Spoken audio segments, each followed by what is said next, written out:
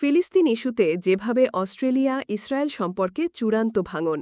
আগামী সেপ্টেম্বরে জাতিসংঘে ফিলিস্তিনকে একটি স্বাধীন রাষ্ট্র হিসেবে স্বীকৃতি দেওয়ার ঘোষণা নিয়ে অস্ট্রেলিয়ার রাজনীতির হাওয়া বেশ কিছুদিন ধরেই ধীরে ধীরে উত্তপ্ত হচ্ছিল, কিন্তু গত কয়েকদিনে তা যেন দাবানলের মতো ছড়িয়ে পড়েছে।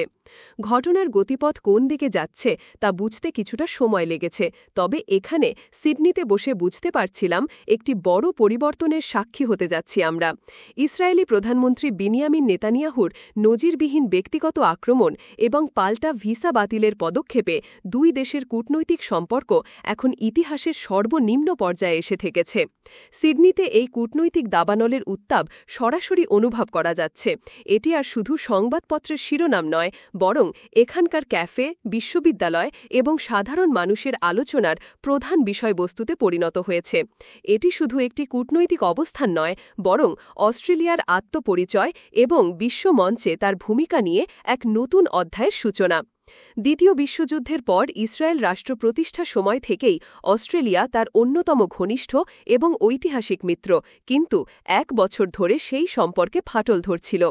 2023 সালের 7 অক্টোবর হামাসের হামলার পর ইসরায়েল আন্তর্জাতিক সম্প্রদায়ের কাছ থেকে ব্যাপক সহানুভূতি পেয়েছিল, কিন্তু এরপর গাজায় তাদের সর্বাত্মক ধ্বংস অভিযান সেই সহানুভূতিকে ধীরে ধীরে ক্ষয় করে ফেলেছে।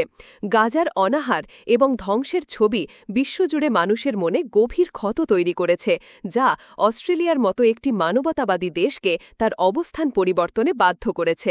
ফিলিস্তিনকে স্বীকৃতি দেওয়ার সিদ্ধান্ত সেই পরিবর্তনেরই চূড়ান্ত রূপ। তবে এটা ঠিক, এই উত্তেজনার আগুনে ঘি ঢেলেছে অস্ট্রেলিয়ার স্বরাষ্ট্রমন্ত্রী টনি বার্কের সিদ্ধান্ত। ইসরায়েলি কেনেসেট ইসরায়েলের জাতীয় সংসদ সদস্য সিমচা রথম্যানের ভিসা বাতিল করা।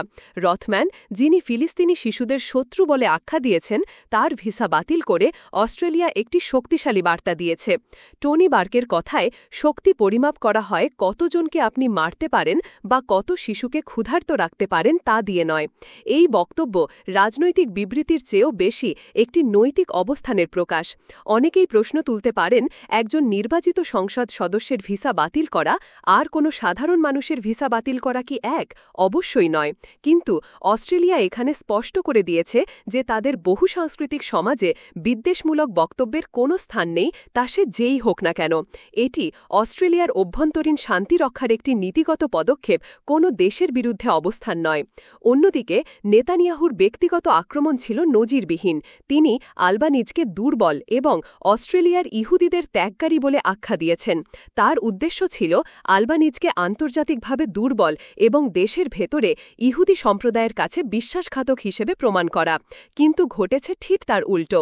নেতানিয়াহুর এই আক্রমণ অস্ট্রেলিয়ায় এক ধরনের জাতীয় ঐক্য তৈরি করেছে। অস্ট্রেলিয়ার বিরোধী দলের নেতা, যারা ঐতিহ্যগতভাবে ইসরায়েলের কট্টর সমর্থক, তারাও একজন বিদেশি নেতার কাছ থেকে নিজেদের প্রধানমন্ত্রীর এমন ব্যক্তিগত আক্রমণে তার পাশেই দাঁড়িয়েছেন। এমনকি অস্ট্রেলিয়ার ইহুদি সম্প্রদায়ের শীর্ষ নেতারাও নেতানিয়াহুর মন্তব্যকে অশোভন বলে আখ্যা দিয়েছেন। নেতানিয়াহু ভেবেছিলেন তিনি আলবানিজকে একঘরে করে দেবেন, কিন্তু বাস্তবে তিনি ইসরায়েলের প্রতি সমর্থনকে আরও দুর্বল করে ফেলেছেন। বিশ্লেষক মনে করছেন, নেতানিয়াহুর এই তীব্র প্রতিক্রিয়ার পেছনে তার অভ্যন্তরীণ রাজনৈতিক সংকট একটি বড় কারণ।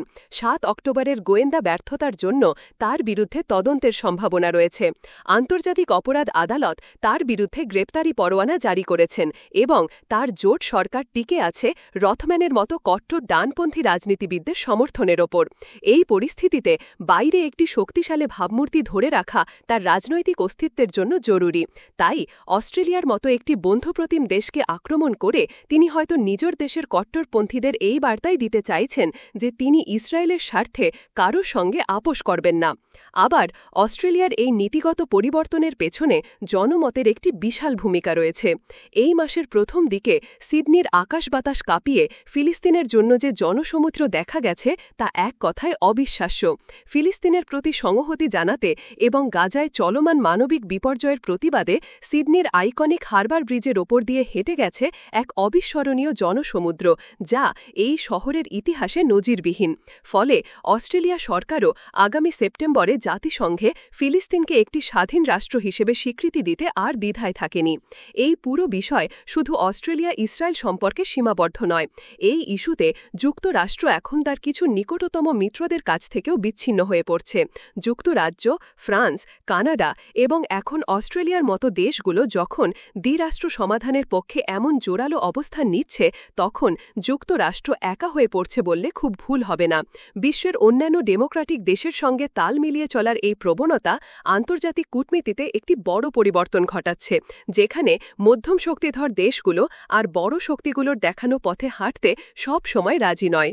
অস্ট্রেলিয়ার এই সিদ্ধান্ত শুধু একটি কূটনৈতিক পদক্ষেপ নয়, এটি একটি নতুন আন্তর্জাতিক বাস্তবতার প্রতিফলন, যেখানে দেশগুলো তাদের নৈতিক অবস্থান এবং পরিবর্তনশীল জনমতের ভিত্তিতে স্বাধীন নীতি গ্রহণ করছে। নেতানিয়াহুর তীব্র প্রতিক্রিয়া এবং ভিসা যুদ্ধের মতো পদক্ষেপ দেখলেই বোঝা যায় এই স্বীকৃতি কতটা গুরুত্বপূর্ণ। একটি দুর্বল বা গুরুত্বহীন পদক্ষেপ হলে এত তীব্র প্রতিক্রিয়া আসত না। অস্ট্রেলিয়ার এই সাহসী পদক্ষেপ আন্তর্জাতিক কূটনীতিতে একটি নতুন অধ্যায়ের সূচনা করতে পারে, যেখানে নৈতিক অবস্থান এবং মানবাধিকার চেয়ে বড় কোনো রাজনৈতিক চাপ নেই।